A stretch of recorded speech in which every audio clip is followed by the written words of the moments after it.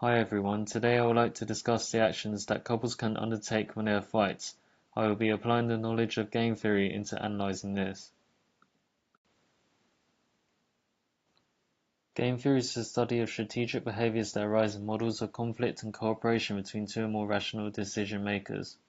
In game theory, a player is said to be rational if he seeks to maximise his own payoff, and it is common knowledge to assume that all players in the game are rational. For example, if a couple have a fight over some little things, the one who chooses to cooperate will be regarded as the one in the wrong. However, we should know that if no one chooses to cooperate, then the small fights will become more serious, and the payoff will be worse than that of choosing cooperation. Here is Figure 1. According to the table, this is a game of strategic form between boys and girls. Each player has two strategies, cooperate or defect, and the payoff is the level of satisfaction they receive. The strategy defect for the boy player dominates the strategy of cooperate. The girl chooses to cooperate and the boy chooses to defect, and the boy's payoff is -2, better than -5. On the contrary, if the girl chooses to defect, defect is the best response with a payoff of -10 compared to -12. These preferences for the boy are indicated by the downward pointing arrows.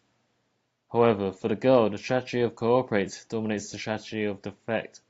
If the boy chooses to cooperate and the girl does too, then the girl's payoff will be -5, higher than -8.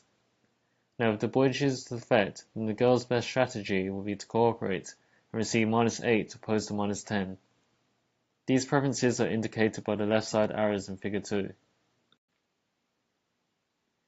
Hence, the optimal solution for this game is the combination defect and cooperate, which means the girl will cooperate while the boy will defect.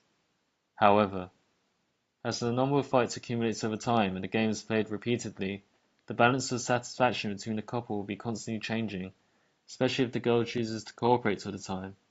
There will come a day when the balance becomes too uncompromising for either the boy or the girl, and then unfortunately the game will transition to one of separation.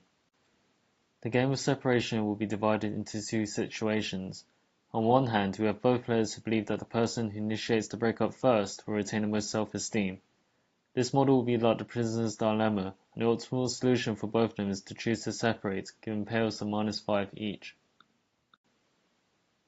On the other hand, if both players believe that the person who initiates the breakup first will feel the most guilt, the model becomes similar to the game of chicken, and the optimal solution for both of them is to either choose to separate and receive a satisfaction of -3 each, or choosing to make up and receive -10.